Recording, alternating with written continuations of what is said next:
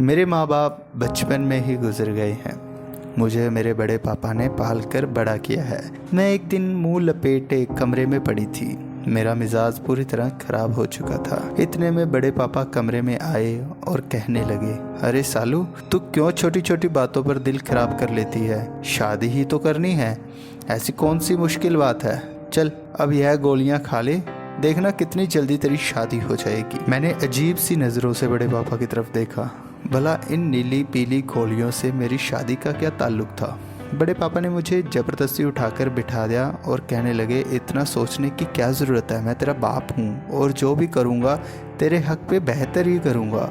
यह गोलियाँ भी तेरी शादी के लिए ही हैं। बड़े पापा की बात मेरे सर के ऊपर से गुजर रही थी, लेकिन बड़े पापा के आगे मेरी कहाँ चलती, इसलिए मैंने खामोशी से वह गोलियां खा ली। पता नहीं मेरी किस्मत में क्या लिखा था। 37 साल की उम्र में भी मैं अपने बाप की दहलीज पर बैठी हुई थी, जबकि मेरी उम्र की सारी लड़कियां अब तक 4 बच्चों की मां बन चुकी थी। अब तक ना जाने कितने लोग मेरा रिश्ता लेकर हमारे घर आए थे, लेकिन जाने से पहले वह इनकार करना ना भूलते। कभी मैं अपना चेहरा आईने में देखती तो कभी अपने बालों में उतरी चांदी को महसूस करके आंसू बहाने लगती। जब भी बाबा से शादी की बात करती, बड़े पापा वही 7 गोलियां लेकर मेरे पास आ जाते और गोलियां खिलाकर कहते कि देखना जल्दी तेरी शादी हो जाएगी। कभी कभी तो मुझे लगता कि उम्र के साथ साथ बड़े पापा का दिमाग भी खराब हो गया है। भला गोलियां खाने से किसकी शादी होती है और कैसे होती है? गोलियों के आसरे में 5 साल गुजार चुकी थी। फिर एक दिन मेरे लिए शहर के एक बड़े वकील का रिश्ता आया, जिसकी बीवी का इंतकाल हो गया था। मैंने बड़े पापा से कहा कि मुझे इस रिश्ते पर कोई एतराज़ नहीं है, आप मेरा रिश्ता यहाँ कर दें। लेकिन बड़े पापा ने यह कहकर इनकार कर दिया कि वह किसी शादीशुदा मर्द से मेरी शादी हरगिज़ नहीं करेंगे। पापा की इस बात पर मुझे बहुत गुस्सा आया था। अब मैं कोई 16-17 साल की जवान लड़की नहीं रही थी, जिसके लिए बड़े पापा के मनपसंद रिश्ता आते बड़े पापा की इस ख्वाहिश ने मेरी उम्र निकाल दी थी। मैं गुस्से में वापस अपने कमरे में चली गई। कुछ देर में बड़े पापा कमरे का दरवाज़ा ज़ोर से बजाने लगे। मजबूरन मुझे दरवाज़ा खोलना पड़ा। बड़े पापा कमरे में आए और आकर प्यार से मुझे समझाने लगे कि सालू, इतना जल्दी का जोर न डाल, तेरी किस्मत में बहुत अच्छा लड़का लिखा है। मैंने गुस्से में पापा से कहा कि वह अच्छा लड़का कब आएगा, जब मैं बूढ़ी हो जाऊंगी? तब पापा ने वही गोलियां और दूध का गिलास मेरे आगे रखा और कहने लगे, इसे पी लो, फिर देखना कैसा अच्छा लड़का मिलेगा। मैंने पापा से साफ साफ कहा कि अब मुझे कोई गोलियां नहीं खानी है। इतने सालों से जब भी मैंने शादी का नाम लिया है, अपने यह गोलियां खिलाकर मुझे खामोश कर दिया है। यह जादू की गोलियां हैं, यह तेरी किस्मत बदल देगी। मैंने गुस्से से पापा को देखा। अब तक तो उन गोलियों से ना ही मेरी किस्मत बदली थी और ना ही मेरी शादी हुई थी। ऐसा नहीं था कि मेरे रिश्ते नहीं जाते थे, लेकिन ना जाने क्यों रिश्ते वाले हमेशा इनकार ही करके चले जाते थे, या फिर उनके करने से पहले बड़े पापा खुद मना कर देते थे।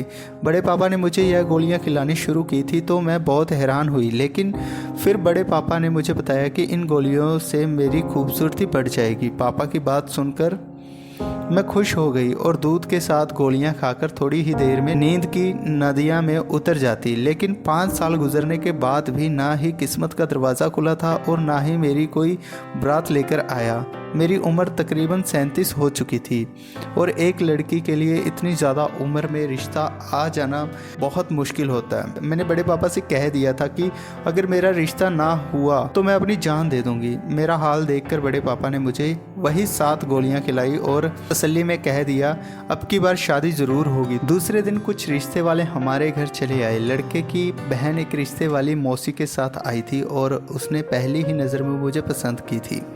यह बात मेरे लिए बहुत हैरान करने वाली थी। उम्र बढ़ने के साथ साथ मेरे चेहरे पर झुर्रियाँ बढ़ने लगी थी। मुझे लगा कि उनका भाई शायद मुझसे भी कहीं ज़्यादा उम्र वाला होगा या फिर पहले से शादीशुदा होगा, इसलिए उन्होंने मुझे पसंद कर लिया।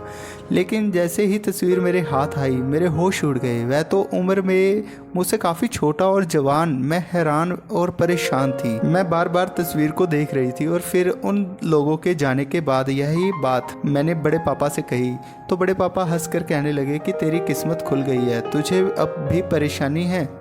बड़े पापा ने इस रिश्ते के लिए जैसे ही हामी भरी तो मैं खुशी से झूम उठी। बड़े पापा की गोलियां काम कर गई थी। बड़े पापा ने महीने भर में ही मेरी शादी की तारीख तय कर दी थी और जल्दी जल्दी शादी के सारे इंतज़ाम कर और मेरी शादी कर दी थी। और मैं शादी करने के बाद अपने ससुराल की दहलीज पर पहुंच चुकी हूँ। मैं लाल जोड़े में दुल्हन बनी बैठी थी और यह मेरी पहली ही शादी थी और इस शादी को लेकर मैंने बहुत सालों सब्र किया था और आज यह रात आई जो मैं खुशी से पागल हो रही थी। मैं बार बार खुद को आईने में देख रही थी। दिल में बहुत सवाल उठ रहे थे कि मैं कहीं ज़्यादा उम्र की तो नहीं महसूस हो रही हूँ। कहीं ऐसा ना हो कि शादी की पहली रात ही अपने पति के दिल में जगह ना बना पाऊँ। वह मुझे बूढ़ी ना समझ बैठे। जैसे ही मुझे दरवाजे पर आहट का एहसास हुआ तो मैं फ़ौरन घूंघट डालकर नज़र झुकाकर बिस्तर पर बैठ गई।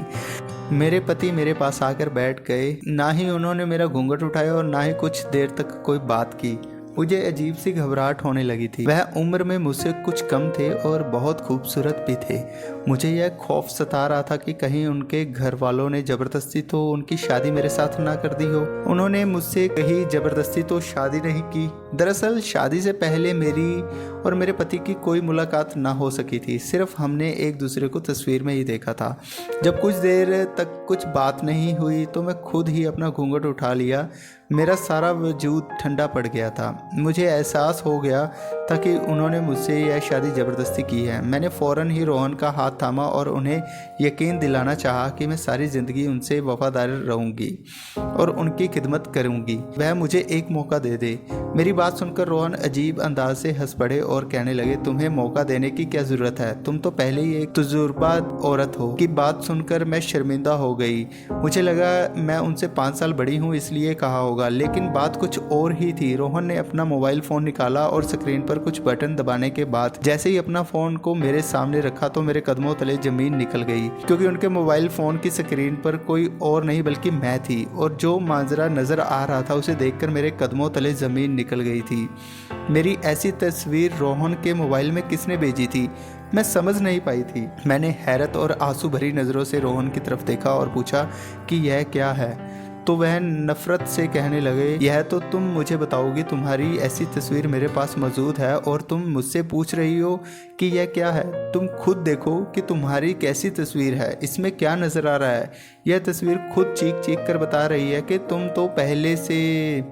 रोहन ने नफ़रत से अपना मुंह फेर लिया था। अगर मैंने शादी से पहले यह तस्वीर देखी होती तो मैं तुमसे कभी भी शादी का सोच भी नहीं सकता था। मैंने तो सोचा था तुम एक कुंवारी और सीधी सादी औरत हो, लेकिन मुझे क्या मालूम था कि मुझे शादी की रात तुम्हारी ऐसी तस्वीर मिलेगी जिसे देखकर मेरे सर पर आसमान गिर पड़ेगा। तस्वीर को देखकर मुझे पता चला कि तुम क्या हो। मैं खामोशी से उसके चेहरे की ओर ताक रही थी। बहुत कुछ कहना चाहती थी लेकिन जुबान साथ देने को तैयार ना थी। और अब मुझे समझ ही नहीं आ रहा था कि मैं क्या कहूँ, कि मेरी ऐसी तस्वीर मेरे पति के पास कहाँ से आई। लेकिन जो भी था अब सब खत्म हो गया था। मेरी ऐसी तस्वीर देखने के बाद तो रोहन कभी भी मुझसे अपनी ज़िंदगी में ना तो कोई नाता रखेगा और ना ही मेरे से बात करेगा। मेरी जान निकाल दी थी। पहली ही रात में सब कुछ मिट्टी में मिल गया था। मेरी आंखों से आंसू आ गए थे। मेरे सर पर सातों आसमान गिर पड़े थे, क्योंकि मेरा पति कह रहे थे कि तुम तो बहुत ही मक्कार निकली, पता नहीं किस किस के साथ। शिट।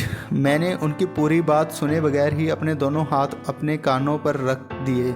उनके लफ्ज़ मेरी रूह को छलनी कर रहे थे। मैंने लड़खड़ाते लहजे में मेरे पति को बताना चाहा कि यह तस्वीर मेरी नहीं है और ना ही मुझे इनके बारे में कुछ पता है। मगर मेरी बात सुनकर मेरे पति ने मुझे बहुत नफ़रत से देखा और कहने लगे कि तुम बड़ी ढीठ हो जो झूठ पर झूठ कहे जा रही हो। गौर से देखो, यह तुम्हारा ही कमरा है और तुम्हारा ही बिस्तर है।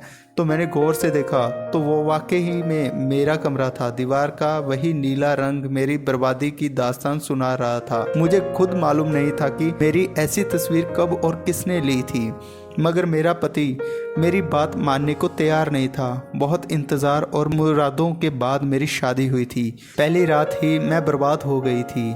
मेरे पति ने मुझे कहा था कि मैं एक रात उनके साथ उनके घर गुजार सकती हूँ, लेकिन आने वाली सुबह हमारा कोई ताल्लुक नहीं होगा। मेरे पति की इस बात ने मेरे रोंगटे खड़े कर दिए। मैं वापस अपने बाप के घर नहीं जाना चाहती थी। मैं अपने पति के कदमों में बैठकर हाथ जोड़कर मिन्नतें करने लगी कि यह तस्वीर मेरी नहीं है। मैंने कभी ऐसी तस्वीर नहीं बनवाई और ना ही कोई गिरी हुई घटिया लड़की हूँ। मैं तो इज्जत से आपके साथ शादी की है और आपके साथ ज़िंदगी गुजारना चाहती हूँ, लेकिन मेरे पति पर मेरी किसी बात का कोई असर नहीं हो रहा था। सुबह के वक्त जब उनकी बड़ी बहन कमरे में आई तो मेरी सारी बात उन्हें बता दी। उनकी बहन ने कहा कि जल्दबाजी में कोई गलत फैसला करने की ज़रूरत नहीं है, सच का पता लगाना चाहिए। कहीं ऐसा ना हो कि गुस्से में आकर तुम एक मजबूर के साथ नाइंसाफ़ी कर बैठो। उसकी बहन बहुत नरमी से वह मुझसे पूछने लगी, कैसे मुमकिन है कि किसी ने तुम्हारी ऐसी तस्वीर बनाई है और तुम्हें पता भी नहीं चला? तो तुम क्या नींद की दवा लेती हो? मैंने दीदी को बताया कि ऐसी तो कोई बात नहीं है, लेकिन जब भी बड़े पापा की दी हुई गोलियां खाती हूँ तो मुझे गहरी नींद आती है। मेरी बात सुनकर अब हैरानी से कहा, तुम्हारे पापा तुम्हें कौन सी गोलियां खिलाते थे? और फिर मैंने उन्हें बताया कि वह मुझे शादी के लिए 7 गोलियां खिलाते थे। यह बात सुनकर दोनों चौंक उठे। तस्वीर तुमने अपनी मर्जी से नहीं बनवाई है, हम अभी सच का पता लगा लेते हैं। मेरे पति ने पहले तो इस बात को मालूम किया कि यह तस्वीर कहाँ से आई है और फिर उन्हें पता चला कि यह तस्वीर किसी और ने नहीं बल्कि मेरे बड़े पापा ने ही भेजी है। और तस्वीर में मैं अपने ही कमरे में बिस्तर पर मौजूद थी और मेरे साथ कोई मर्द भी था जिसका चेहरा तस्वीर में नहीं था।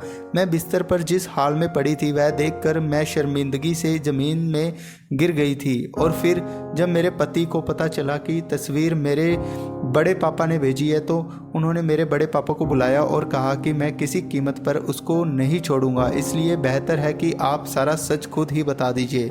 मेरे बड़े पापा ने अजीब सी नज़रों से मेरी तरफ देखा और कहने लगा, मैं शालू की शादी नहीं करना चाहता था। अपने इकलौते बेटे को मैंने यह सोचकर बहुत मोहब्बत से बड़ा किया था कि वह मेरे बुढ़ापे का सहारा बनेगा, मगर वह मुझे छोड़ गया था।